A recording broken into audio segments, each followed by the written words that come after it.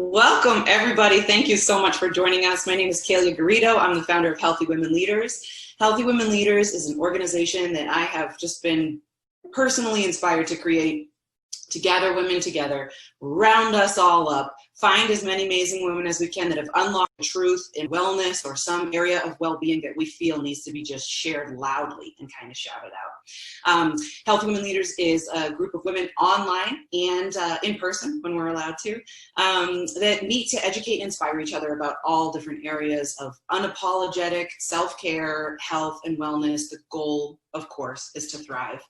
And I have a special guest with us today who has found some truths of her own that we just kind of need to share out. So I have Ashley DePaulis with us. Thank you so much for joining us, Ashley. Thank you for having me. I'm excited for our conversation. I know. Me too. All right. A little bit about Ashley before we get going. Ashley is a trauma and movement specialist who focuses on women's vitality. She helps high-performing women, that's all y'all, I know it is, I know it, transform their physical and emotional trauma so that they can reclaim their body, restore balance, and attune to their power. Ashley is a public health activist, a student of the human spirit. I love that, by the way, and loves being outdoors, especially with her dog Sanders, in the great Colorado outdoors, which is where we're filming. Yes. And she brings her expertise and gifts together under one holistic umbrella when working with her clients. So Ashley, again, thank you so much for joining us. And I would just love to, get started by hearing a little bit about what drew you to the health and fitness industry as a career path. Yeah. So my favorite story or story that my clients love me to tell is one that when I was in third grade, because I think our paths start very young and we kind of forget about it.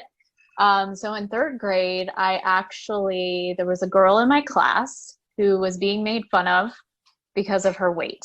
And so I had this bright idea to ask her if I could come home with her after school and we would play. And at the time, my idea of play was to work her out. Which I wouldn't go about it this way now, but I had her running the stairs, and I did it with her, and walking on the landscaping, and I had a timer. I brought a timer. Oh my! You were a natural little personal trainer. Yes. So that's how it started. And then I remember then in fifth grade, I had a teacher who told my mom that I really enjoyed helping people and that all I want to do is help people. So those were rooted in who I am. And then I had a car accident at the age of 19. And after that is when, I had always been into health and, but after that is when I actually pursued a degree in health and then continued that and mastering, and still on that path of mastery now. So. Wow. I love that. Yeah. I like the story of you. I'm like, wait, you're coming over to play? I didn't sign up for this. Yeah. She never invited me over again. No, I'm not surprised that she didn't.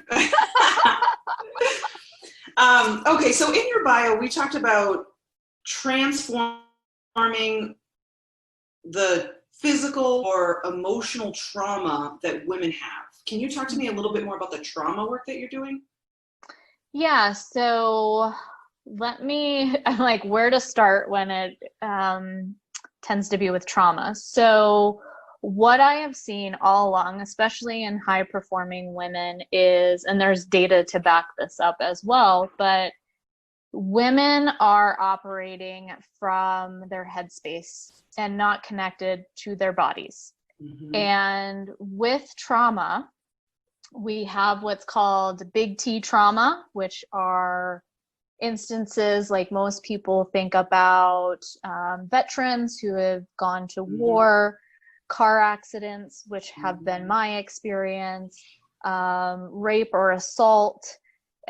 Death is even considered, death of a close loved one is even considered a big T trauma. So we have those. Then we have our little T traumas, which are like everyday stressors. You can think of those as. And so when somebody like a high performing woman is under chronic stress, that builds obviously over time in her body and then in her life experience. Then we have what we can consider, because a lot of women listening, or a lot of women also that I've worked with, may think, oh, I don't really have trauma. We all have trauma to some degree, especially around those little t traumas.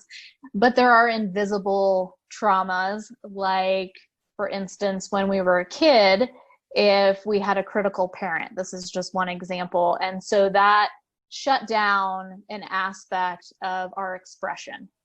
And so we're walking through life kind of holding back who we are out of fear of being rejected, or if we speak up to what our truth is. So those are kind of the invisible things that I've seen, and even in myself, that hold women back when they are high performing. Like they just hit this wall and they can't seem to get beyond it.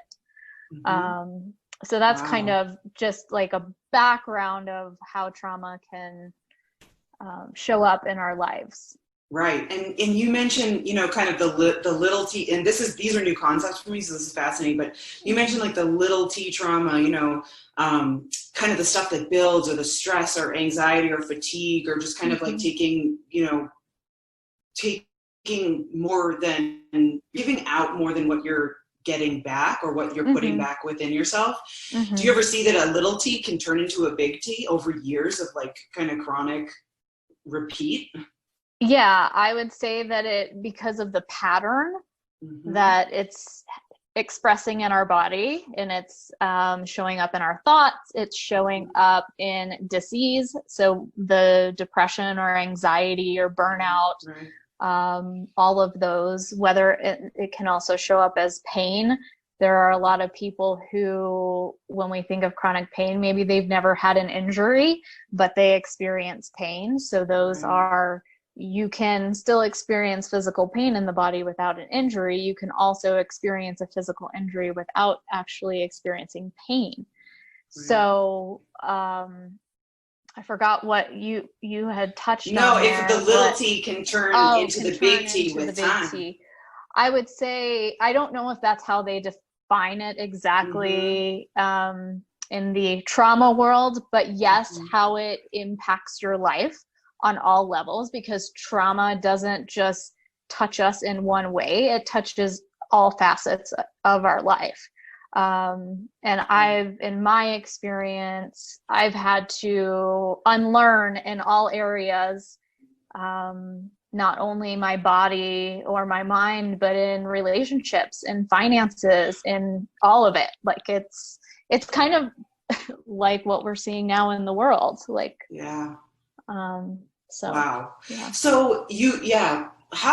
do we know? I know we touched a little bit on your physiology and about your psychology, and how those things might be further linked than somebody who, like you said, is living up in their head versus in their body. How can you see this express itself in the body?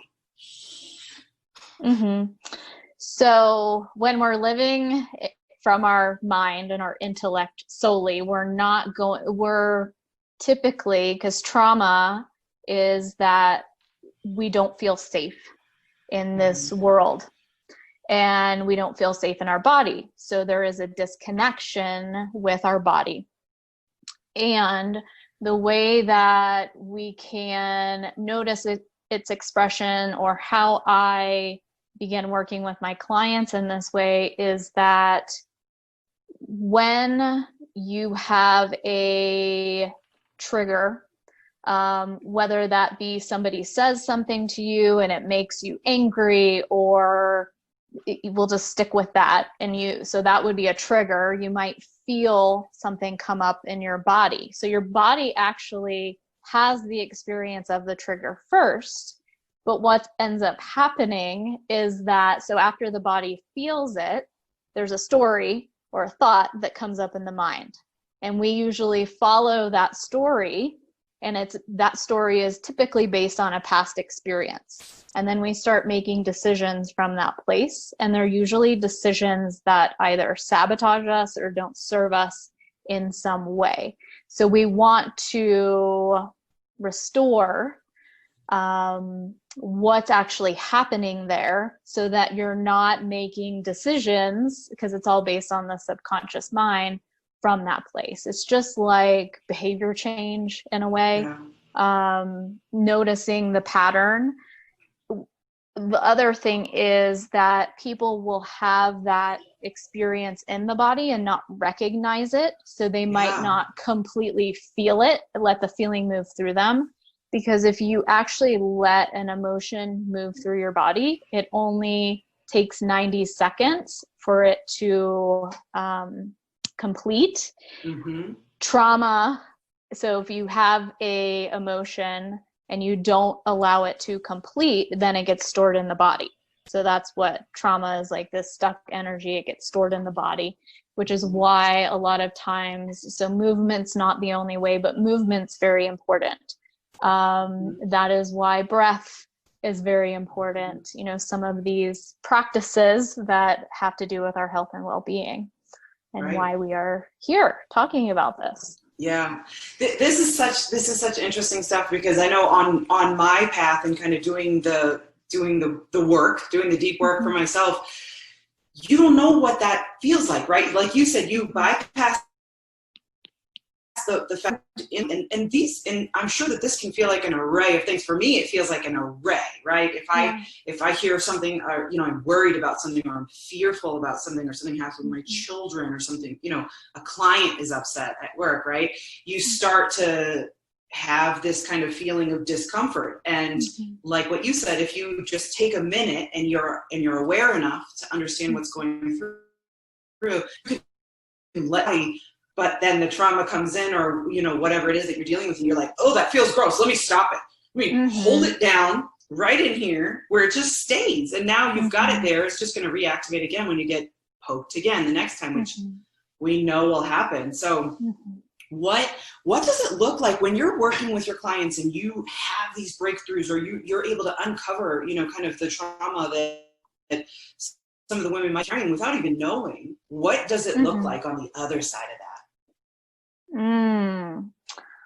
On the other side, it looks like feeling connected to your body again. I know, trusting yourself, trusting your intuition, because I'll have many women say where they don't feel connected to their bodies, especially since I work with people who are movers. They've either, been some type of athlete in the past. That doesn't mean professional athlete, but they're familiar with taking care of their body, but the trauma happened, and then there's this sense of disconnection. There's this sense of mistrust. There's this sense of feeling fear very often, and having like self-doubt come up very often, and like just cycling through that all the time, where you're in your head and it's just like, blah, it's just blaring at you. So on the other side of that is deeper trust in self and body, experiencing more balance, so to speak. I always think of balance as a moving target each day, but being able to navigate your emotions, being able to self-regulate those emotions and connect that with the experience you're actually having in your day-to-day, versus all this stuff is coming at me. I feel super overwhelmed. I don't know what to do with it. And it's just constant stress. Yeah. Wow. It's being able to sort of witness, kind of what you're going through, and then detach from, because the constant is that, life is happening, right? Life is going to continue to happen. Look what has happened this year alone is, wow. Okay. So it's good to know that there's another side of that. This is what happens when you work through it. You identify what you're going through, and you can breathe again. Yes. Wow. and then feeling that conjunction between your mind and your body. I know, Mm-hmm. at least personally, that's what I'm going for, girl. Trying to Yes. get there, working on it. And movement, saying movement, this is talking about exercise or hiking or intentionally, you know, kind of getting some emotion out. You know, you need to kind of help it get through, right? Instead of being, instead of just sitting, like, you can sit there with it, and you can decide to, when you're feeling something, when you're having that moment, like, get up and move around with it. That can actually help it move through your body. Because sometimes I think if we approach it from an intellectual standpoint and it's like, I just have to sit with it, there's some bracing or constriction that goes along with it, versus when we see it come in, it feels uncomfortable, get up and move with it. And it can be any sort of movement, even as simple as walking around your living room, or you can, you know, decide to walk outside and be with nature and all of that, because all of that is connection with something greater than your experience currently. I love that. And that helps alone. When anytime you can remember that helps alone. You start to feel that trigger come up. And you're like, it's not about me, it's about, there's so much happening, and there's so much beauty out there. Sometimes it feels like you have to look a little harder, or maybe in times like these, it shines more brightly as it is. So, okay. So, what is your secret to living in good health? What if there was one knowledge bomb that you could drop for people that are watching this today? What would you say? I think the biggest thing that I've come to know is knowing yourself on a deeper level. So that inner knowing, anything that you can become more curious about yourself and understanding of your experience, because it's the presence that you can bring to the moments that are challenging and uncomfortable that allow you not only to connect with yourself, but to connect with others. And I think when we don't have a inner knowing, doesn't matter how early or late or far along you are in the process, that inner knowing keeps us from being the judge of our experience, and it brings us into that witness or observer of our experience that you touched on earlier. Yeah. So, I love that. I totally agree. Everything starts with knowing yourself. You get to know that girl. She is a masterpiece, but she's complicated. Figure out what she's into, what she likes, what she doesn't like. It's like it's like the advice I give to my girlfriends anytime somebody breaks up with some, you know, they're having a breakup or they're experiencing sort of the pain around that. I'm like, you get to date yourself, honey. Just get there. You know, it's just about you now. So I think that can go for all of us, even if you're not experiencing a breakup. Just, you know, learn who you are. Learn how to use the power of the no or the yes. Yeah. I love about this stuff all day, Ashley. I love it. How can people find you? If somebody is dealing with something, if they feel, you know, maybe there's a trauma that's sort of hiding out within them, how can we reach you? Yeah. So I am on social media, and you can find me everywhere, basically on social media. I'm on Instagram the most at ashley.DePaulis on Instagram, and you can find me by the same name on Facebook. Also, you can find me at The Inner Athlete, or actually theinnerathlete.co is my website.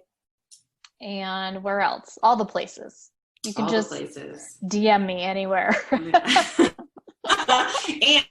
you have a newsletter. I don't even newsletter. It's like, oh yeah, I love getting your content. It's like these heartfelt kind of, they're not really, you know, frilly with graphics and stuff. It's like a note from your heart, and that's what inspired me to reach out to you. So I would recommend that people sign up for your newsletter list, because it's brought a lot of sort of a nice calm when you see that email come through. That's one that gets opened, honey.